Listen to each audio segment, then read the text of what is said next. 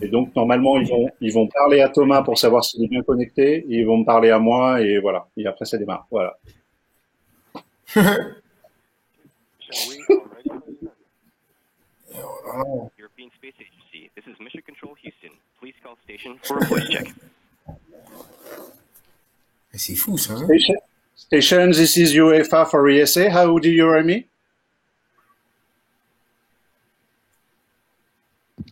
We have you loud and clear. Welcome to the space station. Bonjour Thomas, ça fait vraiment plaisir de vous voir en haut dans les étoiles. Je vois déjà qu'il y en a un autre qui a des étoiles dans les yeux. C'est Kylian qui est avec moi à travers l'écran. Merci beaucoup à tous les deux d'être là parce que c'est absolument incroyable d'être en direct dans l'espace et ma première question Thomas elle est pour vous et après je vous laisserai discuter avec Kylian. Où est-ce que vous êtes Thomas? Racontez-nous. Je me trouve dans le laboratoire Columbus de l'Agence spatiale européenne. C'est là que je fais la plupart de mes expériences scientifiques pendant la journée. C'est tout à l'avant, à droite de la station spatiale qui est grande. Devinez comme quoi, comme un terrain de foot. Donc on a de la place. Et voilà, en ce moment, je sais même pas ce qu'on survole parce qu'en faisant le tour de la Terre toutes les 90 minutes, malheureusement, on perd un peu de vue quel continent on survole. Mais de temps en temps, on a quand même le temps de mettre le nez à la fenêtre pour prendre quelques photos, mais pas pendant la journée, malheureusement. Je vous laisse Kylian avec Thomas. Bonjour Thomas. Enchanté. C'est vraiment un plaisir. C'est fou de regarder les images et de te voir comme ça.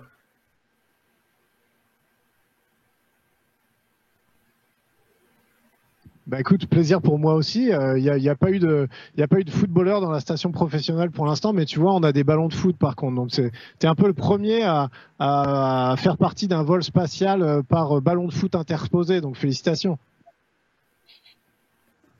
Non, ouais, c'est fou, c'est fou. J'en reviens pas mes yeux. C'est la première fois que je vois ça et je suis vraiment épaté. J'ai un tas de questions. Je sais même pas par où commencer. Déjà, qu'est-ce que ça fait? Qu'est-ce que ça fait d'être dans l'espace? Parce que nous, on est en bas, on vous regarde, quoi.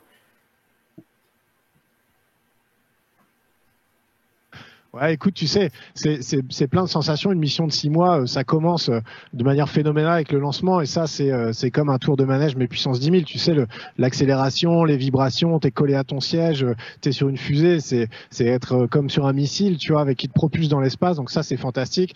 Mais après, quand t'arrives dans l'espace, tout d'un coup, c'est le calme, tout se met à flotter, tout est serein, tout est facile. Tu t'affranchis des limites de ton corps. Tu peux soulever des charges super puissantes, super lourdes, pardon, parce que, évidemment, tu ressens pas les effets du poids, tu peux voler, donc c'est un peu comme dans un rêve si tu veux. Et puis évidemment, je pense c'est un peu un parallèle avec la carrière de footballeur, c'est que chaque fois qu'il y a un rêve derrière, il y a aussi beaucoup de boulot parce que tu sais pendant la journée on bosse énormément pour se préparer à aller dans l'espace, on bosse énormément, mais c'est comme vous, tu sais, il n'y a pas que soulever les trophées et puis et passer à la télé. Je sais que dans la vie de tous les jours, il y a énormément de boulot. Non, ouais, c'est clair, j'imagine. Sinon, il y aurait beaucoup de personnes qui seraient dans l'espace, hein. Mais non, franchement, je suis vraiment épaté. Et le fait que j'ai appris que vous étiez plusieurs, donc je pense que vous devez être dans une communication extrême. Je pense que chaque détail compte et vous devez beaucoup communiquer. J'ai appris que vous êtes 4-5, c'est ça, non? Ouais, c'est ça, on est parti à 4, écoute, et on a rejoint 3 collègues dans la station. Il y a plein de nationalités, donc ça parle un peu toutes les langues. Évidemment, dans la vie de tous les jours, on parle plutôt en anglais, mais on parle aussi pas mal en russe. Et écoute, ouais, la communication, c'est important, mais tu sais, j'imagine, c'est comme pour toi, non? Enfin, dans un club où il y a plein de nationalités, il faut se comprendre, c'est pas toujours facile, il faut communiquer de manière correcte sur le terrain, il faut faire passer ses messages. J'imagine que ça aussi, dans le boulot de sportif, c'est peut-être quelque chose dont on parle pas beaucoup, mais la communication, c'est important, non? Ouais, très important, très important. Tu dois apprendre la culture de chacun, tu dois t'adapter à chacun parce que chacun vient de régions, de pays, de continents même différents parfois. Et il faut tout de suite s'adapter, même si parfois, je pense que c'est la même chose pour vous. T'es en manque de temps et tu dois t'adapter le plus vite possible.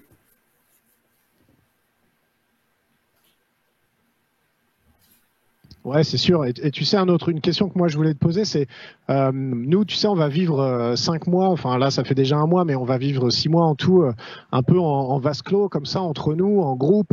Je sais que vous, dans une grande compétition, c'est un peu la même chose. Quand tu pars avec l'équipe de France, bah, c'est la mise au vert, le stage, la compétition, un peu l'isolement, être avec des mecs.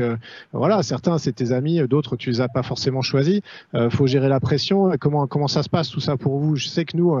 On s'entraîne beaucoup avant au sol, on essaie de se connaître, on fait des stages de survie, si tu veux, on va se mettre un peu dans des conditions extrêmes bah, pour se découvrir, pour savoir comment fonctionnent les gens, de quoi ils ont peur, qu'est-ce qu'ils aiment bien, tu vois, comment ils marchent, puis pouvoir ensuite, une fois que tu es dans la vraie situation, gérer tout ça.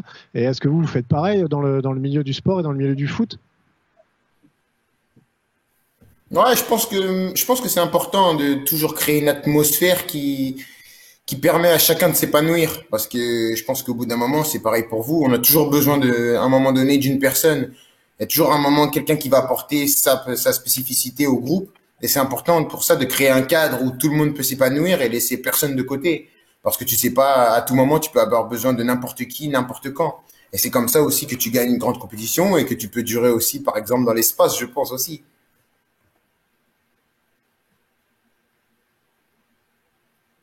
Ouais, c'est clair. Écoute, non, mais c'est bien.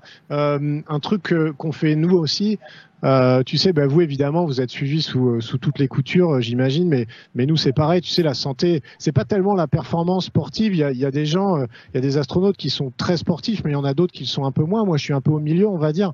Il y en a qui font des Ironman, des triathlons, mais c'est pas tout le monde. Par contre, la santé, c'est super important pour nous. On est vraiment étudié sous toutes les coutures. Si tu veux, on a des médecins, des kinés qui nous suivent en permanence. Dès qu'on a un problème, on est un peu ausculté. On passe des dizaines et des dizaines d'examens pour être sûr que une fois qu'on est dans l'espace, tout va bien se passer. Comment ça se passe ça pour vous? C'est une pression, c'est plutôt un confort. T'as peur de, je sais pas, de la blessure ou qu'on trouve quelque chose, ou au contraire tu trouves ça plutôt sympa d'être autant accompagné? Et il y a combien de gens qui t'accompagnent comme ça? Non, je pense que c'est plutôt sympa, mais il y a toujours cette pression parce que je pense que pour toi aussi, c'est une passion. On partage cette passion et t'as toujours peur de te dire que la moindre petite chose peut t'empêcher d'exercer ta passion. Après, nous, on est suivi par un staff médical. Voilà, il y a un docteur, plusieurs kinés qui sont avec nous au quotidien, un ostéo. Donc, sur ce côté-là, c'est vrai qu'on a un confort non négligeable et qu'il faut toujours être reconnaissant par rapport à ça. Mais c'est vrai qu'il y a toujours cette anxiété de se dire que voilà, on espère que tout va bien se passer, qu'il y aura pas de pépins pour nous mettre des bâtons dans les roues, mais je pense que c'est pareil pour vous. Voilà, vous êtes toujours très anxieux, encore plus quand on va dans l'espace, quoi.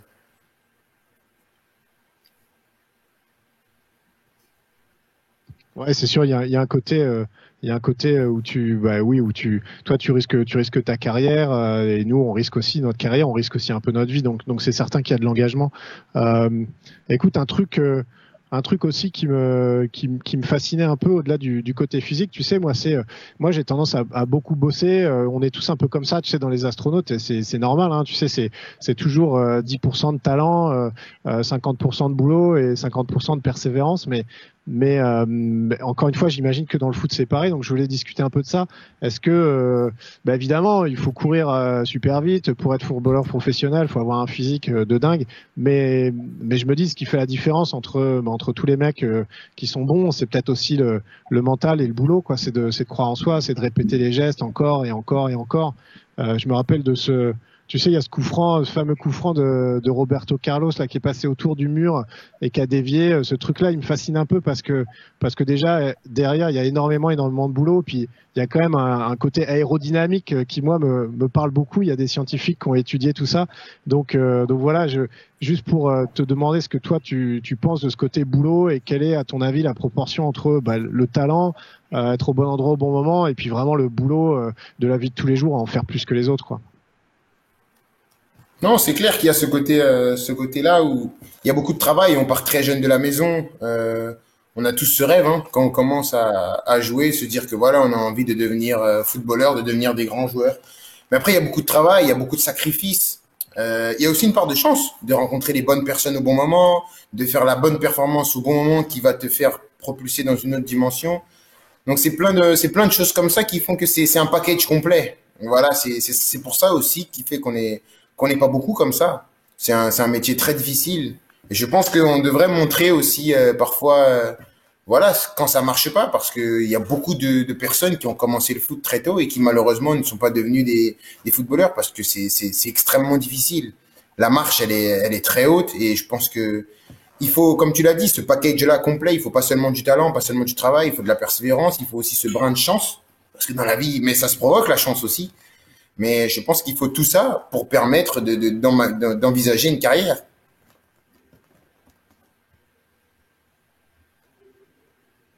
Ouais, c'est clair, mais je suis carrément d'accord avec toi. Euh, Écoute, je sais pas si toi tu as des questions, mais moi j'en ai plein aussi. Tu sais, il faut m'arrêter parce que sinon je vais t'en poser plein. Mais je me posais la question, tu sais, vachement sur les statistiques avancées. Maintenant, les joueurs ils sont suivis par GPS. On calcule tout. Tu vois à quelle vitesse ils courent, quelle distance ils ont parcouru. Tout est mis en statistique. Moi, ça me parle un peu parce que étant scientifique, si tu veux, dans mon monde d'expérience scientifique, bah c'est quelque chose qu'on connaît. C'est un peu nouveau dans le sport. Enfin, ça fait quelques années. À quel point c'est devenu important ça? À quel point vous vous en servez? À quel point toi tu t'en sers pour peut-être améliorer ta performance ou détecter des choses? C'est vraiment quelque chose qui est utilisé tous les jours maintenant dans le football. Ah, c'est omniprésent, c'est omniprésent. C'est devenu, même c'est devenu une référence. Aujourd'hui, voilà, c'est devenu un point de repère pour baser. On a toujours des tests en début de saison. Voilà, où on base, on peut individualiser notre travail en fonction de nos tests, en fonction de nos résultats, pour ensuite voir la marge de progression que le joueur il peut atteindre sur une saison, voir les effets en fonction de ce que tu fais. Il y a un suivi aussi, que ce soit au niveau de la nutrition, au niveau du sommeil. Je pense il y a rien qui est laissé au hasard dans le football d'aujourd'hui. Et moi, pour moi, je suis dans le monde professionnel depuis 4 5 ans. Je vois cette évolution déjà, donc j'imagine même pas ceux qui sont plus vieux que moi et qui ont plus duré. C'est vraiment quelque chose qui a pris une place prépondérante dans le monde du foot, hein. Mais moi, j'ai une question aussi, c'est qu'est-ce que vous faites dans l'espace? Qu'est-ce que vous faites? Qu'est-ce que vous cherchez? Est-ce que vous avez fait déjà des découvertes? C'est important, hein. Pour moi aussi, j'ai plein de questions. Ouais, c'est clair. Écoute, on fait dans la station en ce moment, on fait pas mal d'expériences, on fait pas mal de médecine sur la physiologie ou sur les cellules souches. Tu sais, en fait, on se rend compte qu'aller dans l'espace, c'est un phénomène. 6 mois dans l'espace, on va dire, tu vieillis. C'est comme si ton corps vieillissait de 10 ans pour tes artères, ta circulation cardiaque, parfois la vue, la perte musculaire. Tu perds des muscles parce que tu t'en sers pas. Tu perds des os parce que t'as pas besoin de supporter le poids de ton corps, la charge de ton corps, les accélérations de la course en permanence.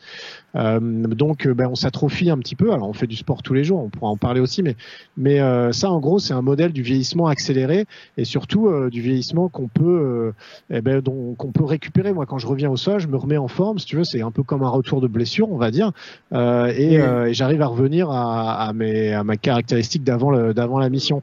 Donc, les scientifiques adorent parce que en regardant ce qui se passe dans les cellules, dans l'ADN, etc., ils pensent qu'on pourra découvrir la clé du vieillissement. Donc ça, c'est un thème. Il y en a plein d'autres. Il y a la science des matériaux. On fait des alliages, on fait plein de trucs tous les jours. Je fais 4 ou 5 expériences différentes dans la station. Ah bah c'est bien, il faut trouver vite parce que moi je vais bientôt vieillir, j'ai besoin de savoir, hein. Moi, moi, j'avais une question Toi, t'as justement. encore de la marge. Ouais, J'avais une ça. question. J'avais une question, Thomas, justement, mais un Kylian Mbappé qui aime la vitesse, etc. Il serait avec l'impesanteur, il serait pas un peu triste, non, de faire tout au ralenti?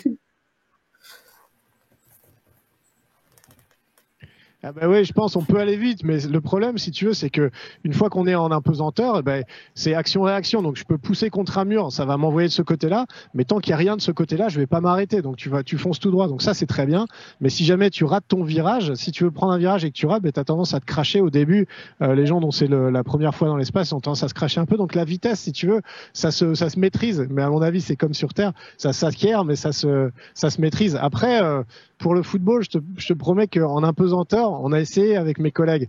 C'est pas génial. C'est vraiment un jeu qui est fait pour être joué sur la terre. Tu sais, rien que faire des jonglages en impesanteur, ça n'a absolument aucun intérêt. La balle, elle monte, mais elle redescend jamais. Donc, pareil pour les tirs, pareil pour tout ça. Écoute, je sais pas, Kylian, si tu serais très heureux ici. Je sais pas si tu as envie d'aller dans l'espace, mais en tout cas, ce sera pas pour jouer au football. Non, non, non, non, non, pas pour jouer au football. Il y a d'autres choses que le football dans la vie, hein. Mais ce serait une expérience inimaginable, hein. Ce serait incroyable, hein.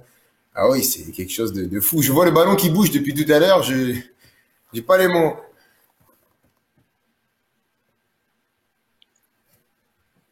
Ouais, mais tu vois, c'est pas facile à maîtriser en apesanteur. Moi déjà que je suis très mauvais au football, si tu veux, c'était mon frère qui était bon au football. Là, c'est encore pire. Hein. Je t'avoue que j'ai essayé avec mes collègues. Je te promets, le week-end, on a essayé pour rigoler un petit peu. Ça fait un peu comme des buts et tout ça, mais vraiment ça marche pas génial. À part pour les retournées acrobatiques, là pour le coup, on a un avantage, mais c'est vraiment le seul truc pour lequel on a un avantage. Ouais, ça doit être pas mal, ça doit être pas mal les matchs dans l'espace, les matchs de foot dans l'espace. Non, et donc vous faites des tranches de 6 mois, hein. 6 mois, vous rentrez et vous repartez après à chaque fois, c'est ça?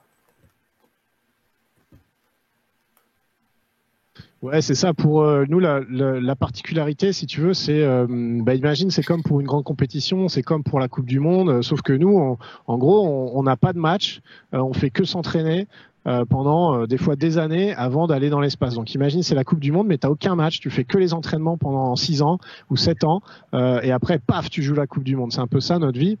Une mission dans l'espace, c'est notre Coupe du Monde à nous, mais on a pour se préparer, tu peux pas aller dans l'espace pour te préparer, aller dans l'espace. Donc on se prépare au simulateur, on se prépare, on fait du sport, on fait du footing, on fait plein de choses, on se prépare physiquement, intellectuellement, psychologiquement, mais c'est quand même que de l'entraînement. Donc c'est un peu ça le rythme. Mais après, une fois qu'on est 6 mois dans l'espace, il faut quand même 6 mois pour s'en remettre physiquement, si tu veux, parce qu'on l'a dit tout à l'heure, c'est un peu difficile pour le corps. Et après, tu reprends ta place. Tu sais, il y a des missions dans l'espace, il n'y en a pas tous les jours, on est plusieurs, donc c'est un peu chacun son tour. Et ensuite, tu peux peut-être en faire 2, 3, 4 si tu as de la chance dans ta carrière.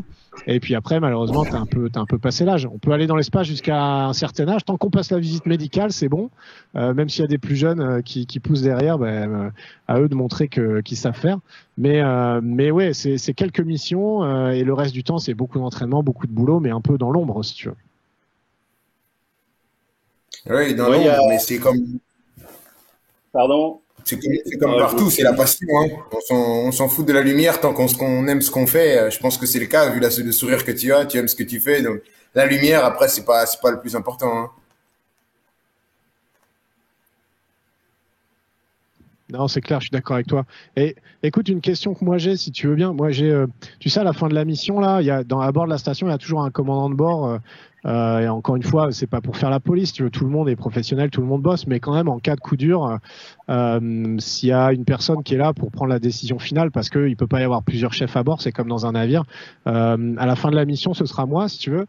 Et c'est un peu similaire. Enfin, je me demande, un capitaine d'équipe, je me dis, c'est un peu les mêmes responsabilités. Si tu veux, tant que tout va bien, t'as pas grand chose à faire. Et quand les choses dégénèrent un peu, c'est à toi de parler. Donc, je sais pas, c'est quoi ta vision là-dessus sur le rôle du coach ou du capitaine, si tu veux, l'expérience, comment tu vois ça, toi, que ce soit en équipe nationale où il y a peut-être beaucoup de joueurs qui sont stars dans leur club, mais il faut peut-être accepter un rôle différent. Donc, faut gérer les égos. C'est quelque chose qui te parle, ou t'as des exemples, ou t'as des références comme ça sur ce rôle-là? Bien sûr, bien sûr. J'ai eu la chance de faire Monaco, le PSG et la sélection. J'ai eu la chance de côtoyer des grands personnages. Et capitaine, c'est un rôle de tous les instants. C'est un rôle de tous les instants. Tu dois être toujours là, éponger à chaque fois chaque problème, chaque situation. Même quand ça se passe bien, il y a du travail, hein. Même quand ça se passe bien, il y a toujours du travail. C'est comme on dit, c'est le capitaine du navire. C'est toi qui es censé emmener les troupes. C'est toi qui es censé rattraper ceux qui sont un peu derrière, ceux qui sont encouragés. Donc c'est vraiment un travail de tous les instants. Et comme tu parlais tout à l'heure, c'est un travail qui est beaucoup dans l'ombre aussi, hein. Voilà, tu récoltes pas tout de suite les lauriers de ton travail quand tu es capitaine. Et c'est vraiment, voilà, il faut être prêt pour ça. C'est quelque chose qui. Mais je pense qu'on choisit jamais les capitaines au hasard. Je pense que ce soit dans le foot ou même dans la vie, on les choisit jamais au hasard. Si on les choisit, c'est qu'à un moment donné, on a vu qu'ils avaient les capacités de mener et de tirer les autres vers le haut. Messieurs, il nous reste 30 secondes. Je voulais vous Clair, remercier. c'est clair. C'est vraiment un truc collectif. Il nous reste 30 C'est clair. secondes, Thomas et Kylian. Je voulais vous remercier. Si vous aviez un petit mot de conclusion, Thomas, Kylian, voilà, pour nous dire au revoir. Merci beaucoup, en tout cas. Voilà, pour moi, déjà dire que c'était un grand plaisir. Ouais. Écoute, non, moi, C'était, merci beaucoup. C'était. Ah, À Thomas. Vas-y. Non, vas-y, Kylian. Il y a un peu de retard sur mon son à moi, donc vas-y. non, dire que c'était vraiment un Non, plaisir. mais je voulais dire, c'était super pour moi. On va se parler dessus. Attends, je vais continuer. C'était chouette pour moi. Écoute, moi, je connais un tout petit peu le monde du sport, mais de loin. Mais je crois qu'il y a des parallèles. On va suivre la compétition à l'Euro. Tu vois, j'ai déjà mon ballon. Les collègues sont plutôt fans de football américain, mais t'inquiète pas, je leur explique. Et puis voilà, bonne chance à vous, bon courage. Encore une fois, c'est beaucoup de boulot. Et puis voilà, rendez-nous fiers. Moi, j'essaie de faire mon boulot pour donner une bonne image à la France, et je sais que vous le faites aussi. Merci beaucoup Thomas, merci beaucoup Kylian. Malheureusement, c'est voilà le faisceau nous donne un timing très précis. Merci mille fois, c'était hyper intéressant. Kylian, je pense que comme moi, on a appris plein de trucs. Merci beaucoup Non, Thomas, franchement, merci. c'était vraiment un grand plaisir. Voilà, j'ai beaucoup appris et c'est vraiment une expérience inoubliable. Et juste de voir déjà, j'ai rempli mes yeux et mes oreilles. Au revoir Thomas. Ah, merci beaucoup. Merci à tous. À bientôt. Au revoir. Ciao. À bientôt. Au revoir. This is Houston AC. Wow. That concludes the event. Ok. Oh, c'est fou, il vole, hein.